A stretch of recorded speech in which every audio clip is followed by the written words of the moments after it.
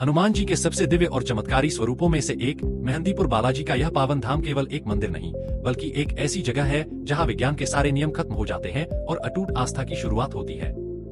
राजस्थान के दौसा जिले में दो पहाड़ियों के बीच बसा यह धाम पूरी दुनिया में बुरी आत्माओं, ऊपरी हवाओं, तंत्र मंत्र और भूत प्रेत की बाधाओं से मुक्ति दिलाने वाले सबसे बड़े केंद्र के रूप में प्रसिद्ध है। यहाँ विराजे बाल रूप हनुमान जी यानी बालाजी महाराज की मूर्ति किसी इंसान ने नहीं बनाई, बल्कि यह स्वयंभू रूप से अरावली की पहाड़ियों से प्रकट हुई थी। साल 2026 के नए मंदिर प्रबंधन नियमों, दर्शन की समय सारणी, सुरक्षा व्यवस्था और भैरव बाबा व प्रेतराज सरकार के नए पूजा नियमों के हिसाब से यहाँ की पूरी व्यवस्था काफी सुलभ हो चुकी है। अगर आप मेहंदीपुर बालाजी जाने की योजना बना रहे हैं, तो यहाँ बिल्कुल सीधे और सटीक शब्दों में पूरी यात्रा की जानकारी दी गई है। सबसे पहले बात करते हैं मेहंदीपुर बालाजी पहुँचने के रास्तों और ट्रांसपोर्टेशन की, क्योंकि यह स्थान उत्तर भारत के सभी बड़े शहरों से बहुत ही बेहतरीन तरीके से जुड़ा हुआ है। ट्रेन मार्ग की बात करें तो सबसे नजदीकी बड़ा रेलवे स्टेशन बांदीकुई जंक्शन है, जो मंदिर से मात्र 35 किलोमीटर की दूरी पर स्थित है। बांदीकुई रेलवे स्टेशन से आपको ऑटो, प्राइवेट टैक्सियां और राजस्थान रोडवेज की बसें 40 रुपए से 60 रुपए प्रति व्यक्ति के किराए पर 24 घंटे आसानी से मिल जाती है। यदि आप मुख्य जयपुर दिल्ली राष्ट्रीय राजमार्ग NH21 से आ रहे हैं, तो बालाजी मोड़ बस स्टॉप पर उतरकर मात्र 3 किलोमीटर अंदर ऑटो से सीधे मंदिर पहुंच सकते हैं। यदि आप हवाई मार्ग यानी फ्लाइट से आने का प्लान बना रहे हैं, तो सबसे नजदीकी हवाई अड्डा जयपुर में स्थित जयपुर इंटरनेशनल एयरपोर्ट है, जो यहाँ से लगभग 105 किलोमीटर दूर है। जयपुर एयरपोर्ट से आप सीधे प्राइवेट कैब बुक कर सकते हैं या जयपुर बस स्टैंड आकर आगरा दौसा की तरफ जाने वाली सरकारी बस पकड़ सकते हैं, जो आपको 2 घंटे में बालाजी मोड़ तक पहुँचा देती है। सड़क मार्ग की बात करें तो दिल्ली से मेहंदीपुर बालाजी की दूरी लगभग 250 किलोमीटर है, जिसे नए दिल्ली मुंबई एक्सप्रेसवे के जरिए मात्र 3.5 से 4 घंटे में आसानी से तय किया जा सकता है। यहाँ की सबसे बड़ी विशेषता और प्रसिद्धि का मुख्य कारण भूत प्रेत, ऊपरी साया और नकारात्मक ऊर्जाओं से मुक्ति मिलना है। पौराणिक मान्यताओं के अनुसार यदि किसी व्यक्ति पर किसी साये या तंत्र मंत्र का बुरा प्रभाव होता है, तो बालाजी महाराज के दरबार में कदम रखते ही वह व्यक्ति अजीब हरकतें करने लगता है और झूमने लगता है।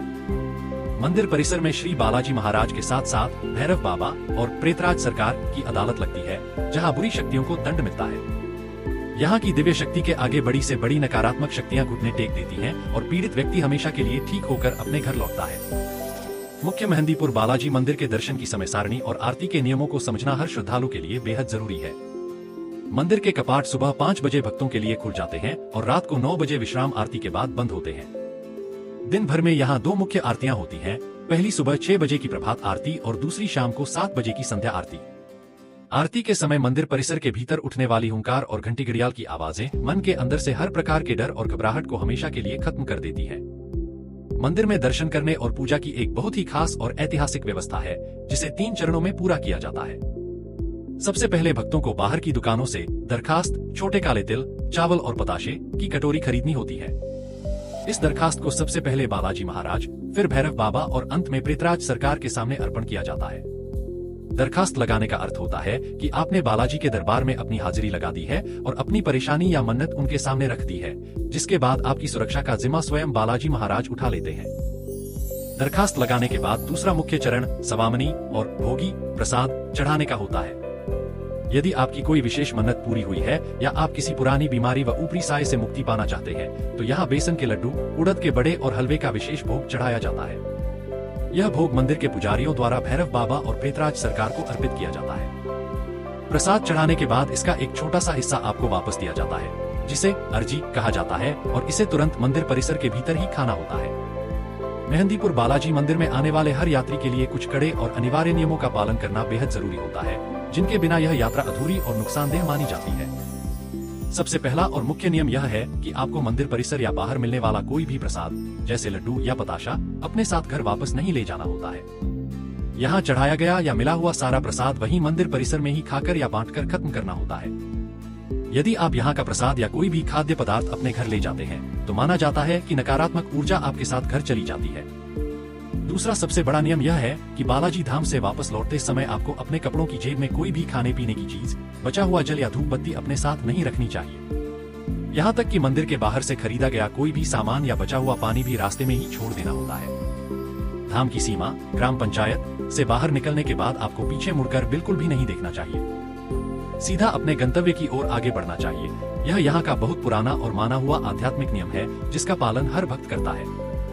सुरक्षा और मर्यादा के नियमों की बात करें तो मुख्य मंदिर परिसर के भीतर mobile phone, camera, smart watch और कोई भी इलेक्ट्रॉनिक सामान ले जाना पूरी तरह से प्रतिबंधित है। मंदिर के प्रवेश द्वारों के बाहर बने सरकारी व प्राइवेट क्लॉक रूम, लॉकर में आप अपना मोबाइल और कीमती सामान सुरक्षित जमा करके पर्ची ले सकते हैं। कपड़े हमेशा साफ सुथरे और शालीन पहनकर ही जाएं। पुरुषों के लिए पैंट शर्ट या कुर्ता पायजामा और महिलाओं के लिए साड़ी या सलवार सूट ही सबसे सही माना जाता है। हाफ पैंट या शॉर्ट्स पहनकर आने वालों को प्रवेश नहीं मिलता। यदि आप पहली बार जा रहे हैं तो मंदिर परिसर के पीछे स्थित सस्पेंशन हॉल और प्रेतराज सरकार की अदालत को देखकर घबराएं नहीं। वहां आपको कई लोग चिल्लाते हुए, सिर घुमाते हुए या अजीब हरकतें करते हुए दिखेंगे, जिन्हें स्थानीय भाषा में पेशी आना कहा जाता है। यह पेशी इस बात का प्रमाण होती है कि बालाजी महाराज की शक्ति उस व्यक्ति के शरीर से बुरी आत्मा को बाहर निकाल रही है। आपको किसी भी पीड़ित व्यक्ति को छूना नहीं चाहिए और न ही उनके बहुत करीब जाना चाहिए। बस शांति से अपने दर्शन करके आगे बढ़ जाना चाहिए। बालाजी मंदिर के ठीक पास में ही अरावली पहाड़ी पर स्थित पंचमुखी हनुमान मंदिर और समाधि वाले गणेश जी का मंदिर भी बहुत प्रसिद्ध है। मुख्य मंदिर के दर्शन करने के बाद श्रद्धालुओं को सीढ़ियां चढ़कर ऊपर पहाड़ी पर बने पंचमुखी मंदिर जरूर जाना चाहिए। वहां से पूरे मेहंदीपुर गांव और आसपास की पहाड़ियों का बेहद खूबसूरत नजारा दिखाई देता है। पहाड़ी पर स्थित सिद्ध गुफा में बैठकर ध्यान लगाना और हनुमान चालीसा का पाठ करना मन को असीम आत्मिक शांति और निडरता से भर देता है। रहने और ठहरने की व्यावहारिक व्यवस्था की बात करें तो मेहंदीपुर बालाजी धाम में हर बजट के यात्रियों के लिए ढेरों धर्मशालाएं, आश्रम और गेस्ट हाउस बने हुए हैं। मंदिर ट्रस्ट द्वारा संचालित विशाल धर्मशालाएं जैसे सिद्ध पीठ धर्मशाला और विभिन्न राज्यों के ट्रस्ट के भवन सबसे सस्ते और साफ सुथरे विकल्प हैं। 2 लोगों के लिए एक अच्छा नॉन एसी कमरा 400 रुपए से 800 रुपए प्रति रात में और एसी कमरा 1000 रुपए से 1500 रुपए में आसानी से मिल जाता है। यदि आप शनिवार या मंगलवार को आ रहे हैं तो कमरे की एडवांस बुकिंग करना ज्यादा सही रहता है। खाने पीने के मामले में पूरा मेहंदीपुर बालाजी क्षेत्र पूरी तरह से शुद्ध शाकाहारी और सात्विक है। यहाँ शराब, सिगरेट या मांसाहारी भोजन की बिक्री पर पूरी तरह से पाबंदी है। मंदिर के आसपास की मुख्य सड़क पर ढेरों मारवाड़ी और उत्तर भारतीय भोजनालय मौजूद हैं, जहाँ 100 रुपए से 150 रुपए में शुद्ध देसी घी की रोटियां, दाल बाटी चूरमा और अनलिमिटेड वेज थाली मिल जाती है। सुबह के नाश्ते में गर्मागर्म कचौरी, समोसा और जलेबी हर दुकान पर बहुत ही कम दामों में आसानी से मिल जाती है। पैसे बचाने और सुरक्षित यात्रा की सबसे काम की व्यावहारिक टिप यह है कि आप मंदिर के बाहर घूमने वाले फर्जी तांत्रिकों, ढोंगी बाबाओं या दलालों के झांसे में बिल्कुल न आए। कई फर्जी लोग झाड़ फूंक या विशेष पूजा के नाम पर 2000 रुपए से 10,000 रुपए की ठगी करने की कोशिश करते हैं। बालाजी मंदिर में दर्शन और अर्जी लगाना पूरी तरह से निःशुल्क है। आपको केवल अपनी इच्छा से तय सरकारी रेट पर प्रसाद की कटोरी खरीदनी होती है, जो मुख्य बाजार में 50 रुपए से 100 रुपए में आसानी से मिल जाती है। अब एक रात और 2 दिनों के इस पूरे मेहंदीपुर बालाजी ट्रिप के प्रति व्यक्ति कुल बजट का पक्का और सीधा हिसाब समझ लेते हैं। हम यह मानकर चलते हैं कि आप 2 लोग साथ यात्रा कर रहे हैं और होटल का कमरा आपस में शेयर कर रहे हैं। दिल्ली, जयपुर या आगरा से बालाजी तक आने जाने का बस या ट्रेन का कुल किराया प्रति व्यक्ति लगभग 400 रुपए आएगा। शहर के भीतर और बांदीकुई से बालाजी तक आने जाने का ऑटो व लोकल बस का कुल ट्रांसपोर्ट खर्च 150 रुपए बैठेगा। इसके अलावा एक रात के लिए किसी अच्छी धर्मशाला या बजट होटल का खर्च प्रति व्यक्ति लगभग 500 रुपए आएगा। पूरे 2 दिनों के शुद्ध सात्विक भोजन, नाश्ते, चाय और पानी का कुल खर्च लगभग 450 रुपए रहेगा। बाकी बचे 200 रुपए आप पूजा की दरखास्त, अर्जी प्रसाद और भैरव बाबा के चढ़ावे के लिए अलग रख सकते हैं। इस प्रकार बिना किसी फिजूल खर्ची के बिल्कुल व्यवस्थित और बजट तरीके से इस पूरी पावन यात्रा को पूरा करने का कुल खर्च प्रति व्यक्ति मात्र 1700 रुपए के आसपास आता है। मौसम की बात करें तो मेहंदीपुर बालाजी जाने के लिए सबसे बेस्ट समय अक्टूबर से मार्च के बीच माना जाता है, जब राजस्थान का मौसम सुहावना और ठंडा रहता है। मई और जून के गर्मियों के महीनों में यहाँ काफी तेज धूप और गर्मी होती है।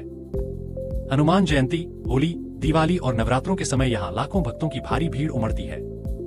यदि आप कम भीड़ में बहुत शांति से दर्शन करना चाहते हैं तो बुधवार, शुक्रवार या रविवार के सामान्य दिनों में आने का प्लान बनाएं।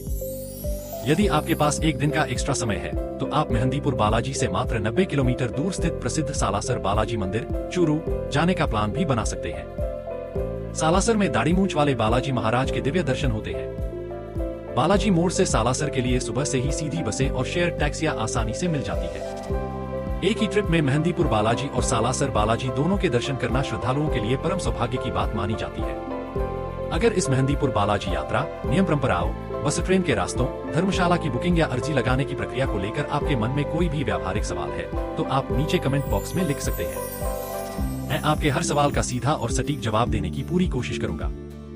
इस वीडियो को अपने परिवार के सदस्यों और उन दोस्तों के साथ जरूर शेयर करें जो जीवन में किसी भी प्रकार की परेशानी या नकारात्मकता से जूझ रहे हैं। यात्राओं की ऐसी ही व्यावहारिक, सच्ची और बिल्कुल सटीक जानकारियों के लिए हमारे चैनल ट्रेवल विद ध्रुव को सब्सक्राइब कर लें और बेल आइकन दबाना बिल्कुल मत भूलना।